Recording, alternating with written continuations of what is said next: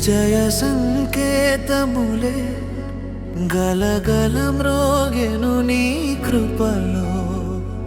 విజయ సంకేతములే గలగలం రోగెను నీ కృపలో.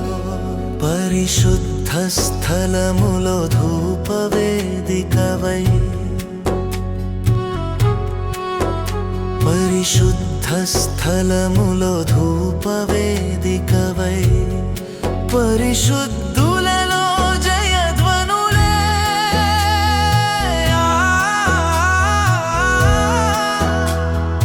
దేవా దేవా యేసుదేవా,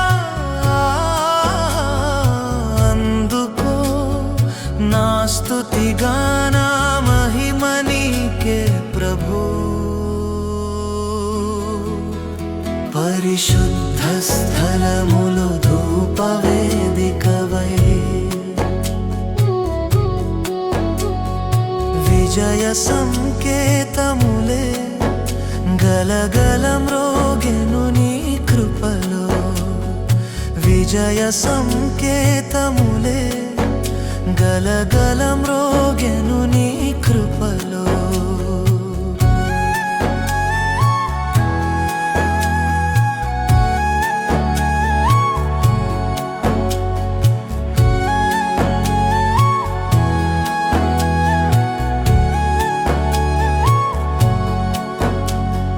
నీతి సుందరమయమా మహిమా సుందర, నీతి సుందరమయమా మహిమా సుందర. కృపయే నీ కృపయే నన్ను దాచెనా,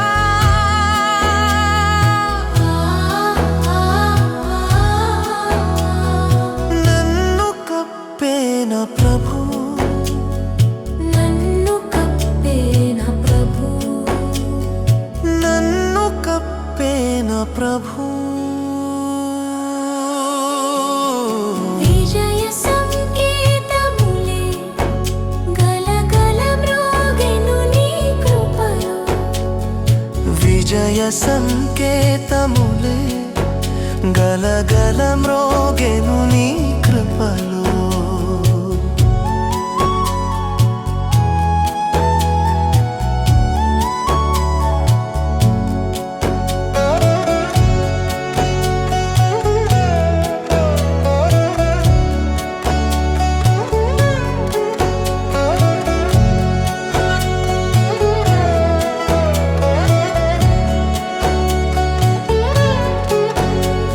స్వామి అనుచు పట్టి తినే నీ పాదముల్,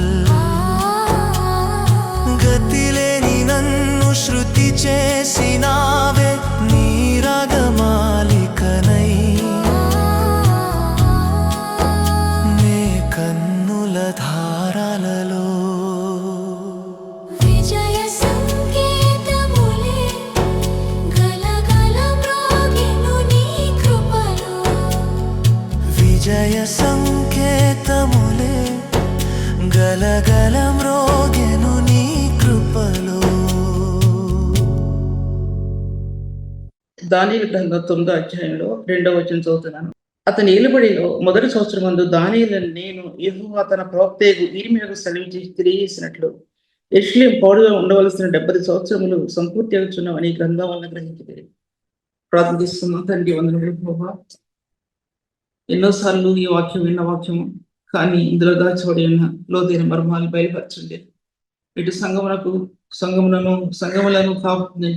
ఉన్నటువంటి కాపరులకు, ఇటు నాకు, మా అందరికీ ఆశీర్వాదకరంగా చేయండి ప్రభు. లోతైన మర్మాల్లో ఉన్నటువంటి జ్ఞానాన్ని ప్రభు తెలియపరచండి. నేను నీ జ్ఞానమన్న అని సెలవిచ్చిన నీవు ప్రత్యక్షపరచుకోండి. మీ సత్యాలు బయలుపరిచి ఆశీర్వదించమని యేసునామములో స్తుతించి వేడుకుంటున్నాను తండ్రి, ఆమేన్. ఈ వాక్య భాగాలు ఎన్నిసార్లు మాట్లాడినట్లు, ఎన్నిసార్లు అంటే 3 సార్లు ఇక్కడ కాకపోయినా బయట ఎక్కడ మాట్లాడినట్లు నాకు గుర్తు బాగా. కానీ ఈ కొన్ని తలంపులు నా హృదయంలో దేవుడు ఇచ్చినందున అవి మీ మధ్యలో పెట్టాలని ఆశపడుతున్నాను.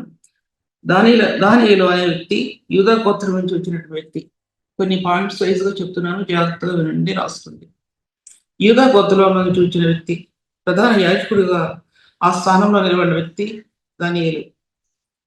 దీన్ని ఇశ్రాయేల్ దేశం నుంచి బందీలుగా చేయబడినటువంటి యాజక వంశావళిలో ఎంతో మంది ఉన్నారు. ఒక దానియేలు, అనన్య అంటే దీన్ని ఎజ్రా, నెహిమ్యా. హనన్య అంటే నెహిమ్యా అనుకుంటున్నాను.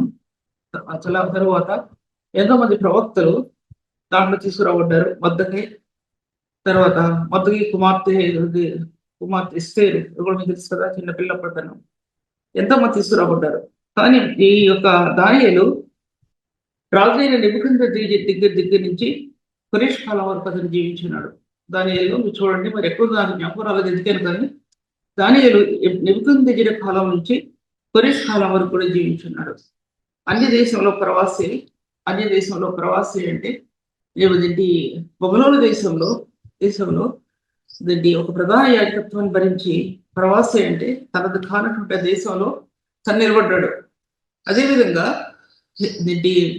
బైబిల్ గ్రంథంలో యెహోవా ప్రకటన గ్రంథంలో అతను ప్రవాసి అన్నాడు. దాని ప్రవాసి యెహోవా అనమాట అర్థం. అలాగా మన జీవిత విధానాల్లో ఎన్నో స్థలాల్లో ప్రభు మనం పెడతాడు. ఎందుకంటే ఆ స్థలాలు సంపూర్తి చేయాలి. ఒకటి, మనం ఎనుగవ జారిన జీవితాన్ని తిరిగి పునరుద్ధరించుకోవాలి. ఒకటి, ఏ ఒక్కరు కూడా పరిపూర్ణులు కాదు దేవుని సన్నిధిలో అనే విషయం మీతో మాట్లాడుతుంటున్నాను. తర్వాత ఇతడు దీంటి యూదా గోత్రానికి సంబంధించిన వాడని చెప్పాను.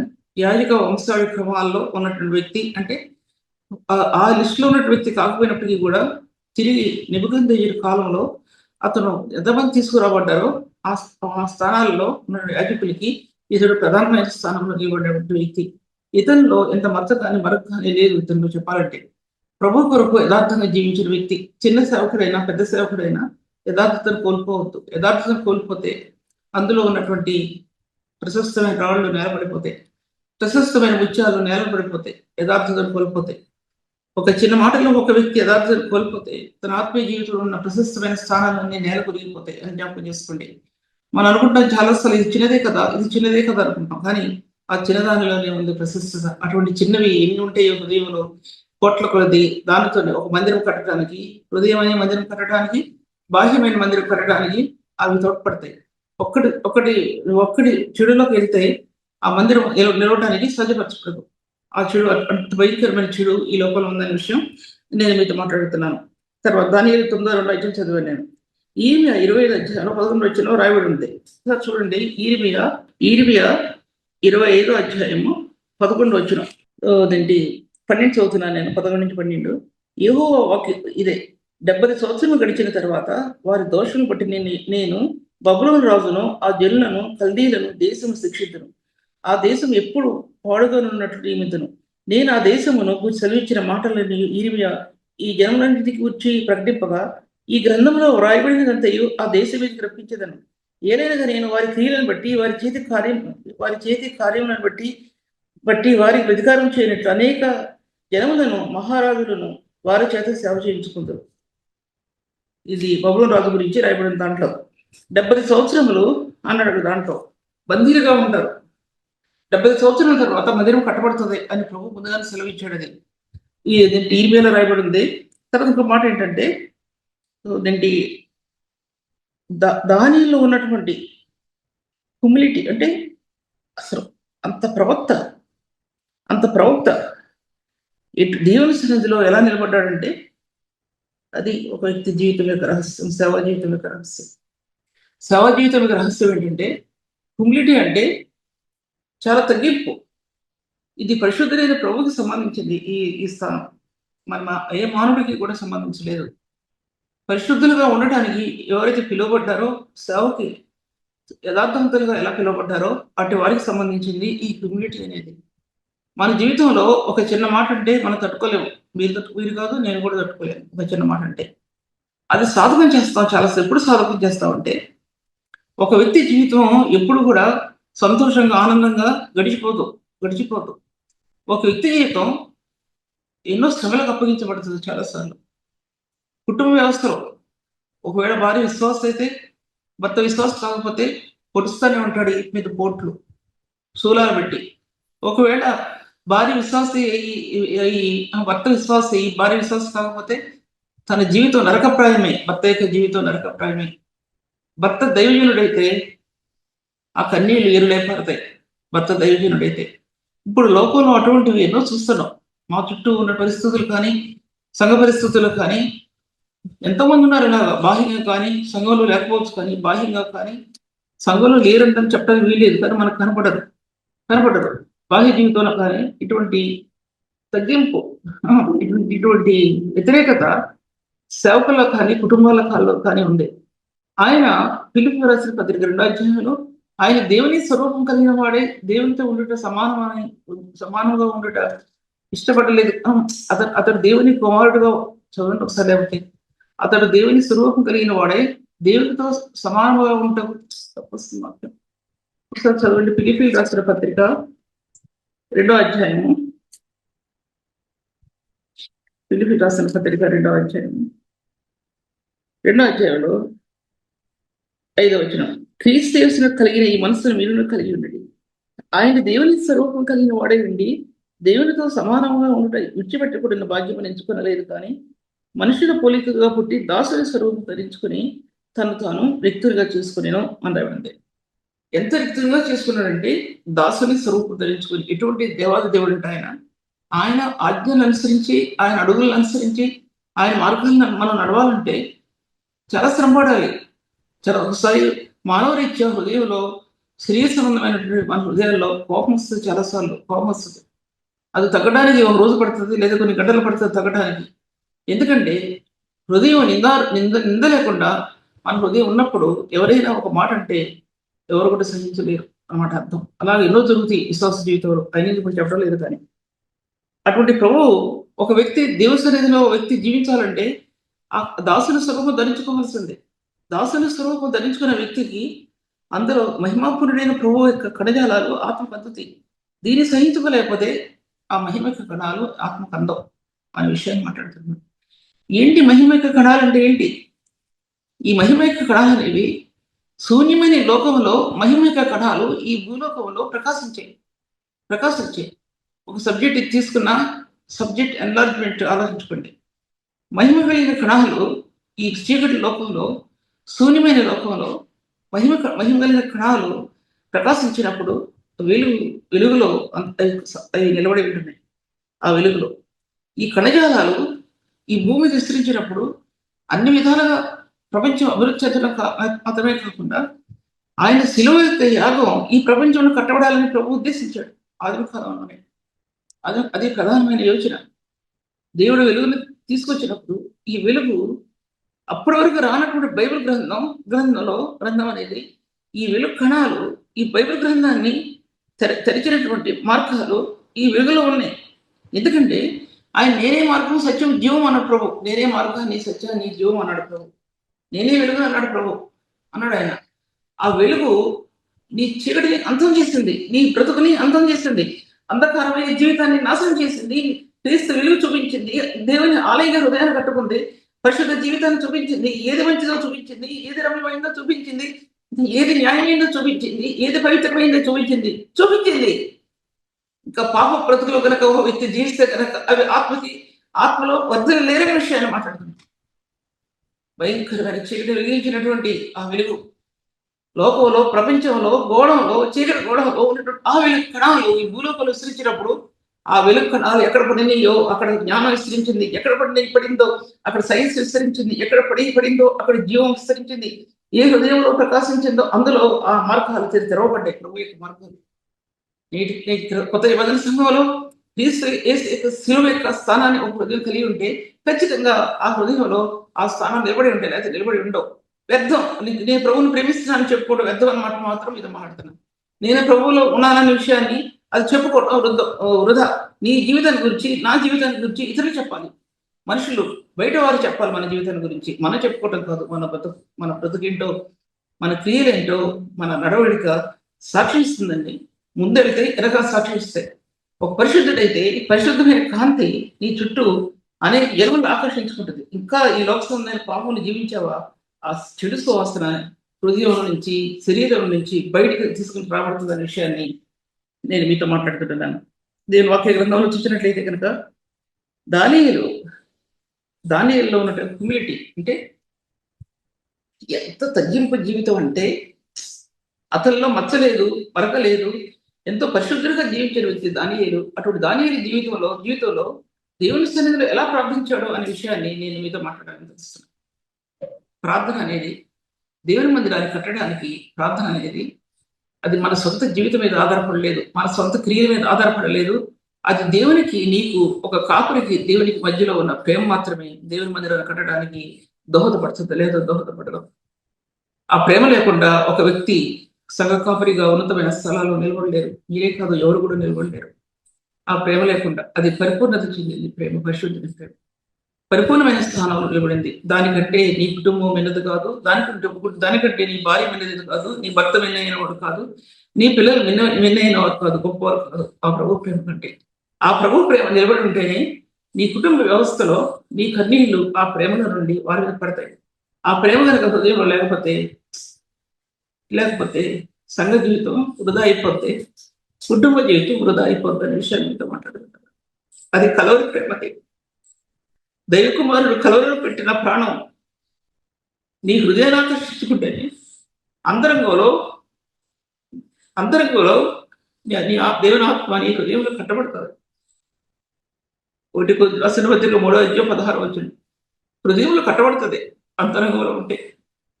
మన అంతరంగంలో లేనిది నోరు ఎప్పటికీ కూడా మాట్లాడటానికి సాధ్యపరచబడదు. వాక్యం ఉంది, హృదయం నిండి ఉన్న దాన్ని బట్టి నోరు మాట్లాడుతుంది అని చెప్పబడింది వాక్యం. హృదయం నిండి ఉన్న దాన్ని బట్టి నోరు మాట్లాడుతుంది. దేవుని వాక్య భాగాల్లోనే ముందుకెళ్ళాలి కాబట్టి దానియేలు యొక్క ప్రార్థనిక రహస్యం, దానియేలు యొక్క ప్రార్థన రహస్యం, దానికి ముందు 4 విషయాలు మీతో మాట్లాడుతుంది.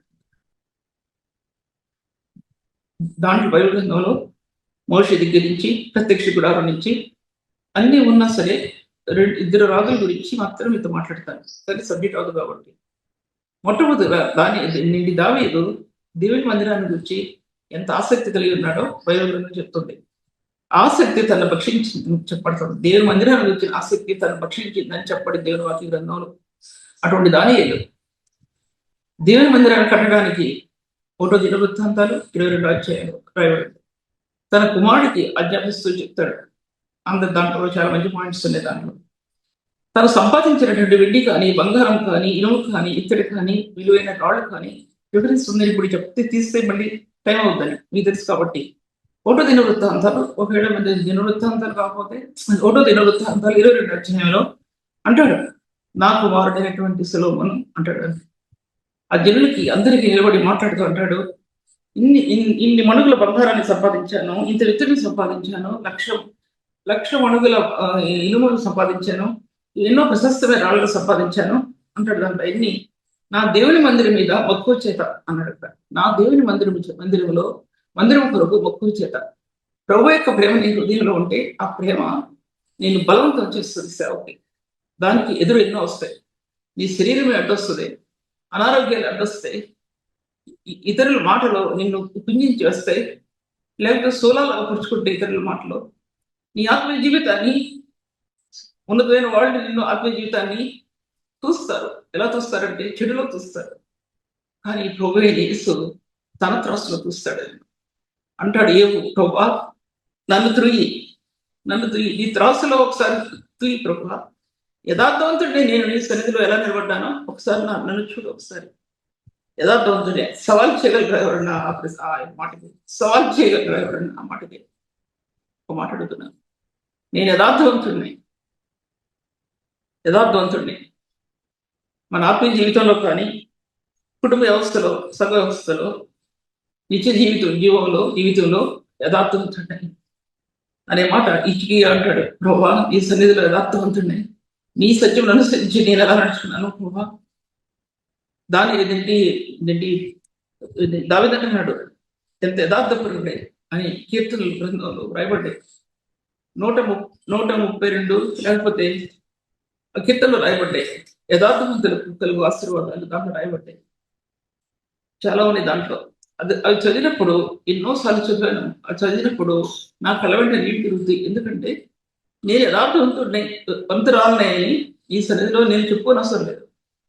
ప్రతి దేవుని బిడ్డ కూడా మనల్ని గురించి యథార్థతలో వర్ధిల్లాలంటే హృదయం దేవుని రక్తం చేత కట్టబడాలి. అలా కట్టబడితే చిన్న విషయంలో కూడా వారు తప్పిదం చేయరండి అని మరి చెప్తున్నాను. చిన్న విషయంలో కూడా తప్పిదం చేయరు.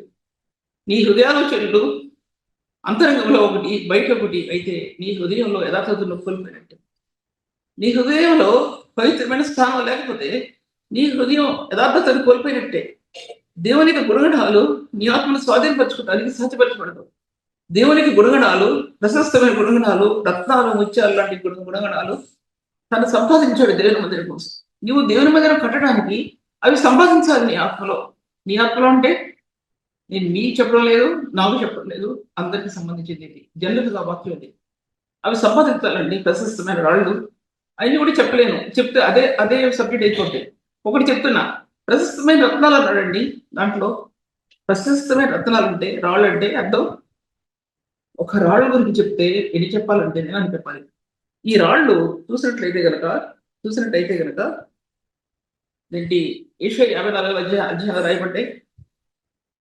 ప్రశస్తమైన రాళ్ళతో నేను కడతానన్నాడు ప్రభు. నిర్గమకాండంలో రాయబడ్డాయి. ప్రశస్తమైన 12 రాళ్లలో ఇశ్రాయేలు 12 పేర్లు చెప్పబడ్డాయి.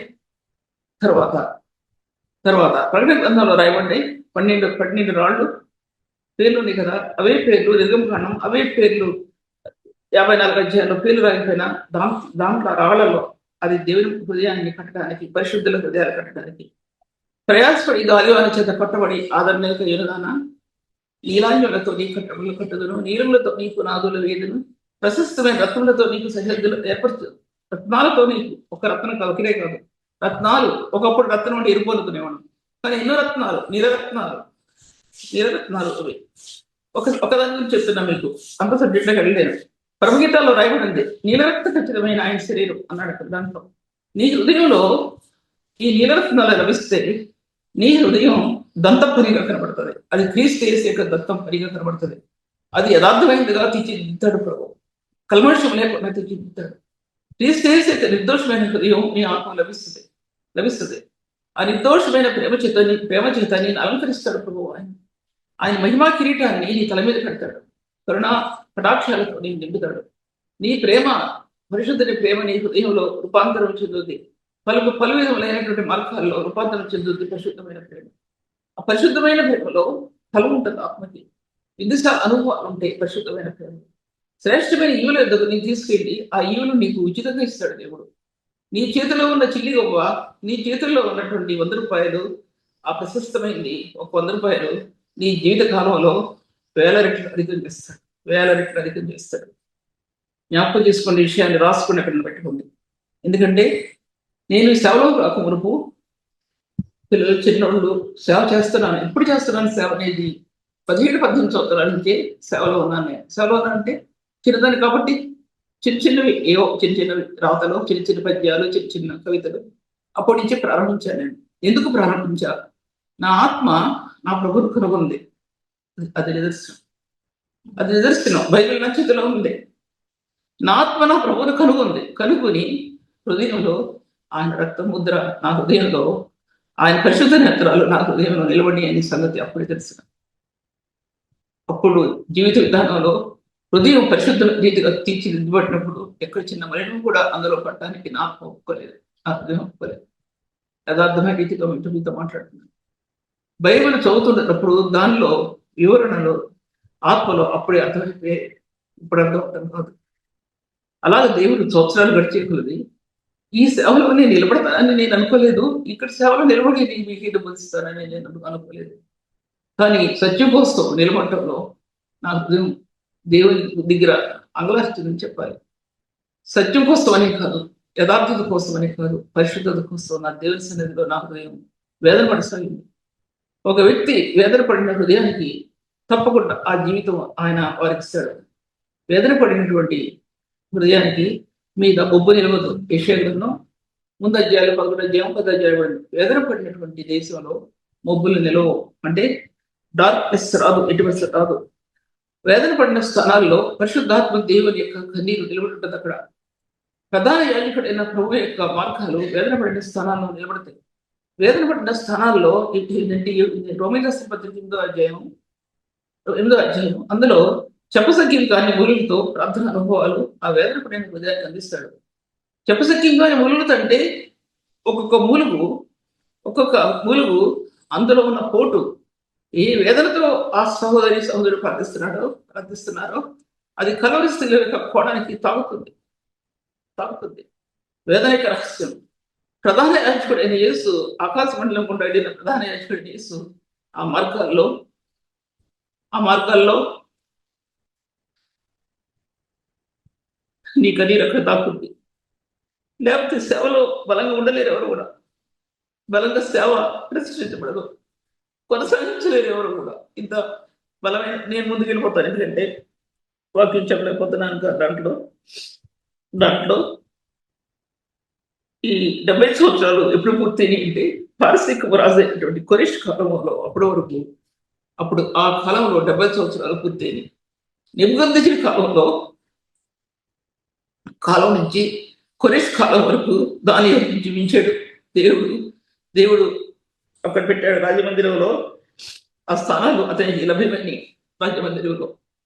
కొరిష్ కాలం వరకు 70 సంవత్సరాలు. కొరిష్తో పాటు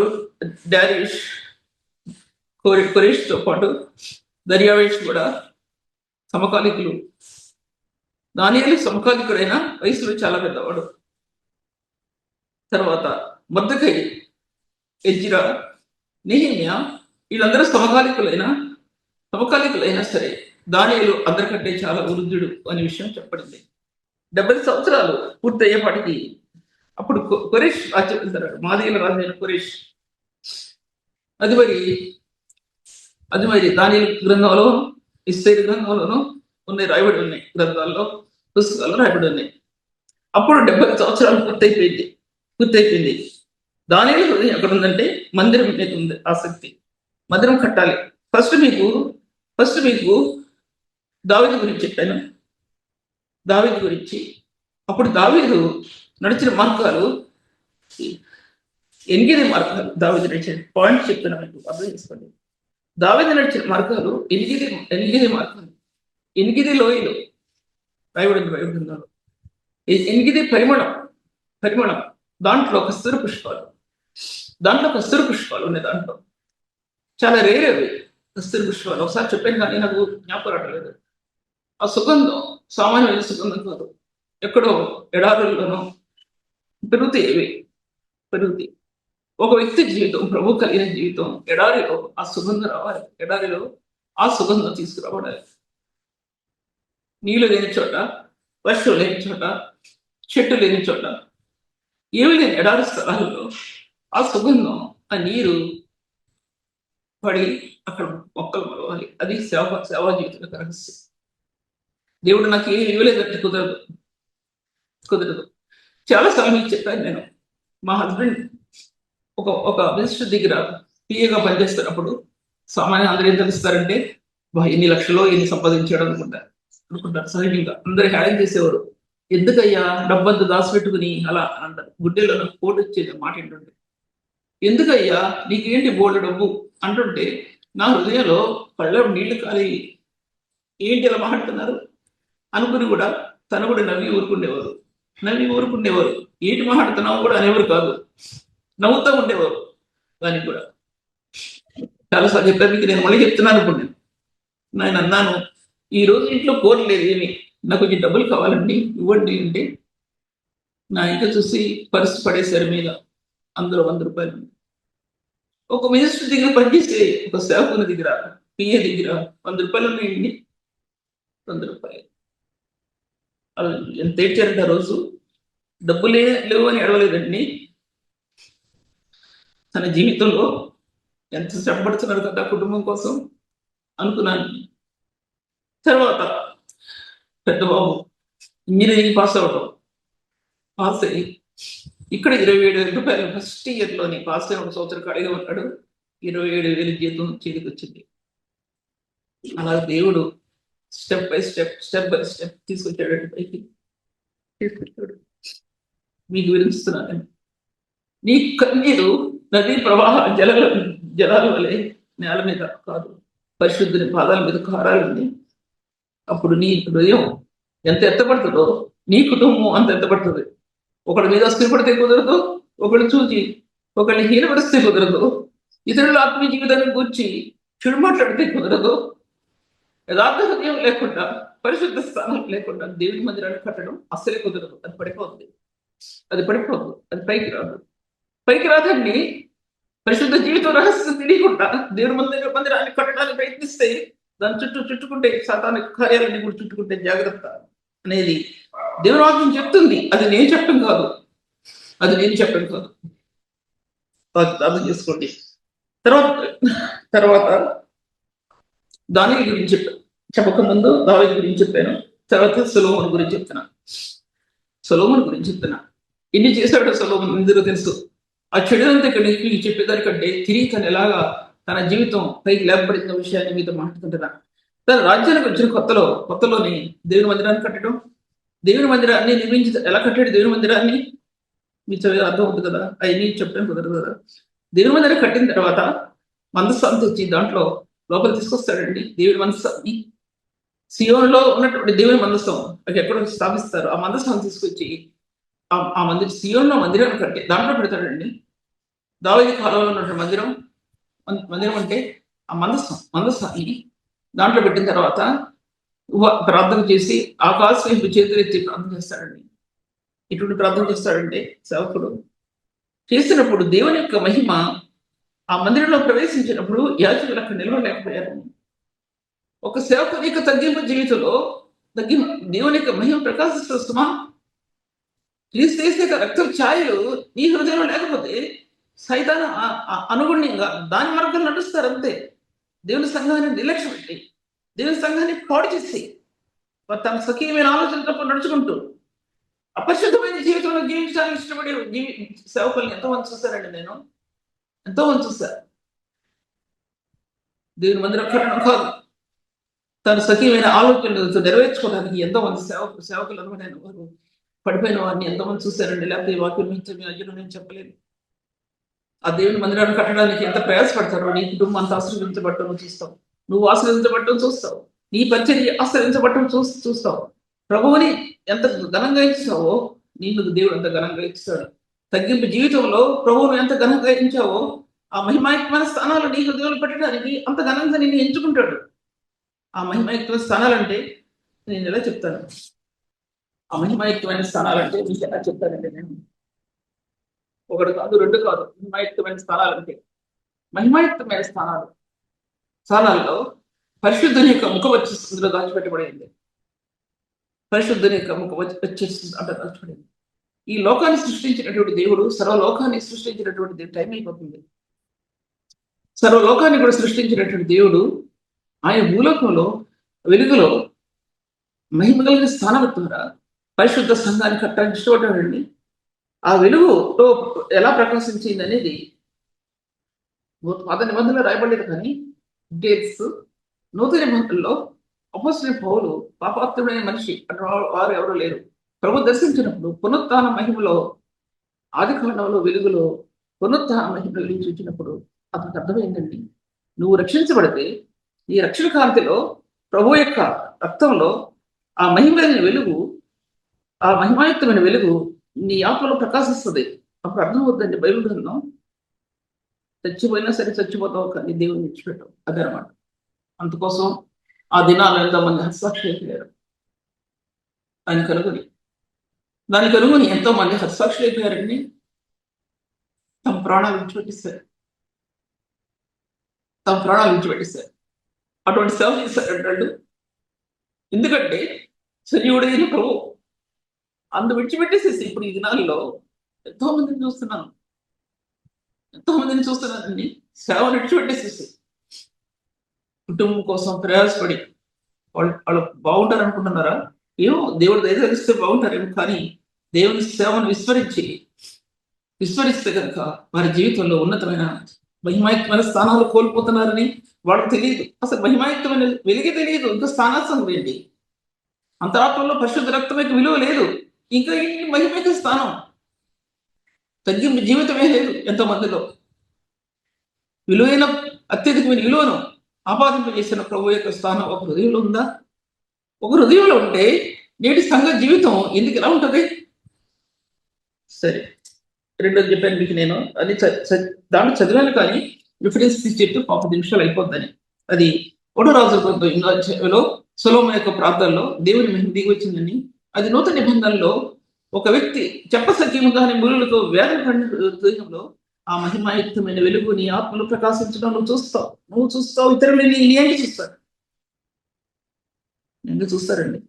ఏంట్లో ఏంటి ఈ ప్రకాశం, ఏంటి ఈ వెలుగేంటి, ఈ వాక్యాల్లో దేవుని మహిమ ఏంటి? అది అన్ని జనులు ఆకర్షించబడతారండి.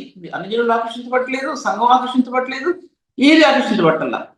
ఇస్తావేంటండి సేవ? నేను చెప్పకూడదు ఈ విషయాలన్నీ చెప్పి మాట్లాడకూడదు. అసలు మా సంఘంలో లేడీస్ మాట్లాడకూడదు, రూల్ అది, రూల్. లేడీస్ మాట్లాడాలి వీళ్ళేది. కాబట్టి నేను బయట సంఘాలలో జెంట్స్ అందరి నుంచి కూడా మాట్లాడను. ఒకసారి కూడా సామాన్యం ఇప్పుడు ఎక్కడే మాట్లాడను, చాలా మంది పిలిచినా సరే. ఇప్పుడు నేను మాట్లాడేది నా గృహంలో, నా రూములో, నా గదిలో, హాల్లో ఎవరు చూడకుండా సీక్రెట్గా మాట్లాడే మాటలో లోకంలో ప్రపంచానికి వెళ్తాను. నేనేమి ఎక్స్పోజ్ చేసుకోవడానికి కానీ, నా ఘనతను చెప్పుకోవడానికి కాదు, నా ప్రభు యొక్క ఘనతను చెప్పడానికి నేను ఇక్కడ కూర్చుని ఉన్నాను అనే విషయం మీ మధ్యలో నేను చెప్తున్నాను నేను. తర్వాత చూసినట్లయితే అనగా ఆయన 70 సంవత్సరాలు అనమాట అప్పుడు అదేంటి దానియేలుకి. తర్వాత ఆయన ప్రాముఖ్యమైన ఏంటంటే బబులోను రాజ్యం పారసీకుల రాజు అయినటువంటి కొరిష్ చేత అది జయించబడింది. అప్పుడు ఒక రాత్రిలోనే కొరిష్ రాజు అయ్యాడు. కొరిష్ గురించి మాదీల రాజు అతను, పర్షియల రాజు అతను కొరిష్. అక్కడ దేవుని వాక్యం అందింది. మాది పర్షియల దేశంలో దేవుని వాక్యం అందిందంటే బైబిల్ గ్రంథంలో మరుగుంచబడినటువంటి ఎస్తేర్ యొక్క జీవితంలో అది కొరిష్ యొక్క తల్లి అని చరిత్రకారుల అభిప్రాయమైనా అది బాహ్యంగా బయటికి రాలా. కొన్ని రిఫరెన్స్ బైబిల్స్ లో డీప్ గా రాయబడిన కొన్ని సత్యాలు దాంట్లో తల్లి అని ఎస్తేరు కొరిష్ తల్లి అని రాయబడి ఉంది దాంట్లో. ఈ యొక్క డైరెక్షన్ అంటే దర్యావేష్ కూడా కొరిష్కి ఎలా చెప్పాలి, ఒక తండ్రి పిల్లలో తల్లులు వేరు అని రాయబడింది దాంట్లో. అది ఎంతవరకు నిజం అనేది నేను క్లారిఫికేషన్ ఇవ్వలేను కానీ వాళ్ళిద్దరు కూడా కజిన్స్, ఇద్దరు కూడా. మరొక బైబిల్లో రాయబడింది వాళ్ళు చాలా దగ్గర సంబంధం కలిగిన వ్యక్తులను రాయబడిందండి. దాన్ని ఏమంటారు చెప్పడం నాకు తెలుగులో అట్లా. అలాగా వివిధ రకాలైన అభిప్రాయాలు వీళ్ళలో ఉన్నాయి. ఆ దేశం మాదిగ దేశం, పర్షియన్ దేశం, ఒక రాజా ఒక ఎస్తేరు బందీగా చేయబడిన ఒక ఎస్తేరు ద్వారా అక్కడ దేవుని వాక్యం ప్రకటించబడిందండి. మౌనంగా ప్రకటించబడింది. పేరు చెప్తే చంపేస్తారని మౌనంగా ఏడ్చిందండి, కన్నీరుతో మౌనంగా ఏడ్చింది. తన సేవకులతో, తన చెలికత్తెలతో కూర్చుని ఏడటమే ఉపవాసం ఉంది. ఆ కన్నీరు అంత ప్రశస్తమైన కన్నీరు అండి. దేశాన్ని తారుమారు పడేసిందండి, రాజ్యాన్ని తారుమారు చేస్తుంది. దేవుని మందిరం మీద ఆసక్తి ఒక స్త్రీ యొక్క జీవితంలో ఎంత ఉన్నతమైన స్థానంలో తీసుకెళ్ళబడుతుందో మీరు ఆలోచించుకోండి. నేను అనుభవించకుండా నేను మీతో మాట్లాడే విషయాలు కాదు. ఇది టూకీగా కానీ, నాకు తెలియని విషయాలు కానీ, నాకు సంబంధించిన విషయాలు కానీ నేను మీతో మాట్లాడట్లా. లేకపోతే నాకు ఏదో పెద్ద గొప్పతనం వస్తుంది కానీ, ఇన్ని వ్యూస్ వస్తాయని కానీ మాట్లాడట్లా. చూస్తున్నారు కదా ఎన్ని వ్యూస్ వస్తున్నాయో. దాంతో నాకు ఏమీ సంబంధం లేదు. నా ప్రభు గురించి ఒక 100 మంది చూసిన వాళ్ళు అరే ఎక్కువ చెప్తారు. అది నా ధ్యేయం, నా ఆశది. దాంట్లో చూస్తే తర్వాత దాంట్లో జ్యూస్ అంటే యూదులు బందీలుగా ఉన్నటువంటి అందరూ కూడా ఉన్నటువంటి యూదులు అందరూ విడుదల పొందారు ఈ దానియేలు కాలంలో. కొరిష్ వచ్చిన తర్వాత తన ఆసక్తి దేవుని మందిరం కోసం ఎలా ఉందో ఎజ్రాలో రాయబడింది. విశ్వసి చదువుకోండి, ఎజ్రాల గ్రంథంలో చిన్న పుస్తకంలో రాయబడి ఉంది. కొరిష్ రాజ్యానికి వచ్చిన తర్వాత ఏం చేశాడు, ఎన్ని పళ్ళాలు ఉన్నాయో, యెరూషలేము యొక్క ఆలయంలో నుంచి బబులోను రాజు ఎన్ని బంగారు పళ్ళాలు, వెండి గ్లాసులు, వెండి సామాగ్రి, దేవుని మందిరం ఉన్న సామాగ్రి ఎలా తీసుకొచ్చాడో లెక్క ప్రకారం అప్పగించాడు, తీసుకెళ్ళమన్నాడు. అక్కడ చదువుకోండి దాంట్లో. దేవుని మందిరం ఎలా కట్టాలి, ఎక్కడి నుంచి వచ్చిందండి అజ్ఞానం? పారసీకులు రాసినటువంటి పరిశీలన రాసుకి ఎక్కడి నుంచి వచ్చింది అజ్ఞానం? అది మళ్ళీ తర్వాత చెప్తాను మళ్ళీ నేను. తర్వాత ఈర్మియాలో 29 అధ్యాయంలో 11 వచనం మనంతా చదివాం కదా. తర్వాత దానియేలు 9 అధ్యాయంలో 2వ వచనంలో నిబంధన చేసాడు ప్రభు. నిబంధన 70 సంవత్సరాలు యెరూషలేము పాడుగా ఉంటుంది, తర్వాత కట్టబడుతుంది. దానికోసం దానియేలు వేచి ఉన్నాడు. ఏంటంటే ఆ నిబంధన చేసే నిబంధన స్థిరపరచబడి అది నెరవేర్చబడాలి. ఆ సమయం కోసం కనిపెట్టుకున్నాడు దానియేలు. అది కొరిష్ కాలంలో అది అది జరిగింది. కొరిష్ కాలంలో జరిగింది. ఈ కొరిష్ను గురించి యెషయా గ్రంథంలో, అది ఇప్పుడు చదవలేదు నేను, యెషయా గ్రంథంలో రాయబడింది, నా ప్రాణమునకు ప్రియుడైనటువంటి వ్యక్తి, నా ప్రాణానికి ప్రియుడు. ఆ మాట మన గురించి ప్రభు చెప్తాడు, నా ప్రాణానికి ప్రియుడైన ఆ సహోదరి నా ప్రాణానికి ప్రియురాలు. అంటే నా ప్రాణానికి చాలా ఇష్టమైనటువంటిది. దాంట్లో వల్లే మంచి మాటలు ఉన్నాయండి. మళ్ళీ క్లాస్ చెప్తాను అన్ని కూడా, ఇప్పుడు చెప్పడానికి కుదరదు తనకు. తర్వాత ఆయన ఆయన తగ్గించుకొని దానియేలు తగ్గించుకున్నామండి. ఏదో తగ్గించుకోలేదు, మరి చిన్నదాన్ని తగ్గించుకోలేమండి. చిన్నది కూడా తగ్గించుకోలేదు, నేను కూడా తగ్గించుకోలేదు. నేనే పెద్ద పవిత్రురాలని, నేనేదో పెద్ద గొప్పదాన్ని చెప్పడంలా, తగ్గించుకోలేవు. కానీ ఒకసారి ఒక వ్యక్తిని ఒక మాట అంటే కుమిలి కుమిలి ఏడుస్తాను మాత్రం చెప్పగలను. ఒక మాట వ్యక్తినంటే చాలా కుమిలి ఏడుస్తాను, అది మాత్రం ఖాయం. దేవుని స్థానంగా నిలబడి నేను మీతో అబద్ధాలు ఆడటానికి ఇక్కడ నిలబడలేదు. నేను దేవుని వాక్యాన్ని సత్యం చెప్పడానికి నిలబడ్డా. నేను దీంట్లో ఒక మాట చెప్పి ముగించేస్తాను. నేను ఎలా తగ్గించుకున్నాడంటే కృపను జ్ఞాపకం, నీ నిబంధనను నీ కృపను జ్ఞాపకం చేయవాడా. 4వ వచనం, దేవుని నిబంధనని జ్ఞాపకం చేసుకుంటూ అక్కడ కృపను జ్ఞాపకం చేసుకుంటున్నాడు. కృపను జ్ఞాపకం చేసుకున్న తర్వాత ఒక మాట అంటాడండి, భయంకరుడైన గొప్ప దేవ అంటాడు చోట. భయంకరుడైనటువంటి గొప్ప దేవ. దేవుని మందిరాన్ని కట్టడానికి లేకపోతే దేవుని మందిరానికి వ్యతిరేకంగా ఉన్నటువంటి సాతానిక శక్తులు ఎన్నో చుట్టుకుపోతాయి. నువ్వు భయంకరుడు గొప్ప దేవుడు కూల్చివేయగలిగే సామర్థ్యం కలిగినటువంటి దేవుడు. సేవకుల యొక్క జీవితం అనేది నేను చెప్పగలిగేది కాదండి, నేనేం చెప్పినా బైబిల్ ప్రకారం కొన్ని మాటలు చెప్తున్నాను, కానీ అంతకంటే ఎక్కువ నేను చెప్పడం లేదు. చెప్పాలి దేవుని కృప, ఆ నిబంధన ఎటువంటి కృపతో నిబంధన చేశాడు అనే విషయం నెక్స్ట్ క్లాస్ లో మాట్లాడతాను. అది తర్వాత భయంకరుడు గొప్ప దేవ అన్నాడు. దాంట్లో భయంకరుడు గొప్ప దేవ, భయంకరుడు అయిన దేవుడు. ఆయన సంఘం మీద ఆయనకున్న దృష్టి, ఆయనకున్న కనుదృష్టి ఎటువంటిదంటే, ఆయన ఏ వ్యక్తి జీవితం అయితే, సేవకుని జీవితం అయితే తగ్గింపులో నడుస్తారో అందులో ఆ హృదయంలో మహిమ ప్రకాశిస్తుంది. అది క్రీస్తు యేసు యొక్క మహిమ. ఫిలిప్పీ రాసిన పత్రిక 2వ అధ్యాయంలో ఆయన ఈ విషయాలు ఎందుకు చెప్తున్నానంటే, మీకు ఎలా తెలుస్తున్నాను అడిగితే నేను వాక్యం ధ్యానిస్తాను. ఆదికాండం 1వ అధ్యాయంలో 1వ వచనంలో ప్రకాశమైన వెలుగు అది తరంగాల కింద భూమి మీదకి వచ్చినప్పుడు ఎటువంటి చీకటిని వెలిగించిందో అది ధ్యానిస్తున్నప్పుడు, అందులో రత్నాలు, మాణిక్యాలు, మహిమ కణాలు రాలినప్పుడు, దానిలో నుంచి రాలినప్పుడు ప్రపంచం ఎక్కడ, ఏ మూలలో, ఏ కొండల మీద, లేకపోతే ఎక్కడో ఆ రత్నాల యొక్క రాసులు కుమరించబడ్డాయో, శరీరకంగా ఆత్మరీతిగా పరిశుద్ధులను కట్టడానికి ప్రభు ఏ హృదయంలో ఆ రత్న రాసులు హృదయాల్లో కుమరించబడ్డాయో, ఈ బైబిల్ గ్రంథంలో దాచిపెట్టబడిన సత్యాల్లో ఇది కూడా ఒక సత్యం.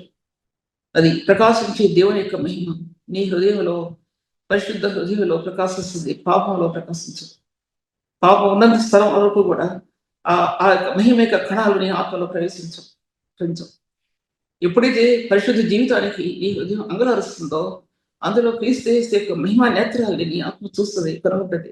పరిశుద్ధికి ఇది ప్రథమమైన మెట్టు. కూర్చున్న వాళ్ళు ఎంతమంది ఇదేదో అనుకుంటున్నారేమో, కానీ మీరు అనుకరించినట్లు, మీరు అనుసరించినట్లు, మీరు తలించినట్లు కాదు ఈ వాక్యం. మీ ఊహాగానాలతో లేకపోతే నా ఊహాగానాలతో చెప్పినట్టు వాక్యం కాదు ఇది. పరిశుద్ధుడైన దేవుని సంధిలో పొందినట్టు పరిచర్యని మీ మధ్యలో పెడుతున్నాను నేను. 10 మంది తీసుకున్నా సరే ధన్యవాదాలనే విషయాన్ని నేను మీతో మాట్లాడుకుంటున్నాను. ఎటువంటి శ్రమలో నేను ఇక్కడ వచ్చానంటే, ఒక నెల రోజులు దగ్గర నెల 15 రోజులు నేను పడిన శ్రమ అనేది నన్ను చుట్టూ ఈ శత్రు సమూహం చుట్టుకుపోయే బలహీనం ఆవరించే శరీరంలో అన్నెసరీగా చిన్న ఆపరేషన్ అయితే దాని చుట్టూ ఎన్నో వచ్చేసాయి నాకు, అంటే సైడ్ ఎఫెక్ట్స్ వచ్చేసాయి చిన్నదానికి. కానీ ప్రభు ఎలా లేపాడంటే దేవుడు అలా లేపాడు అద్భుతంగా ప్రభు లేపాడు నన్ను. ఎందుకంటే ఆయన సేవ చేయాలి, నా దృక్పథం అదే, ఆయన దృక్పథం అదే, ఆయన సేవ చేయాలి. ఎన్నో రివీల్ చేయబడిన సత్యాలు ఉన్నాయి, చెప్పాలి నేను అంతే.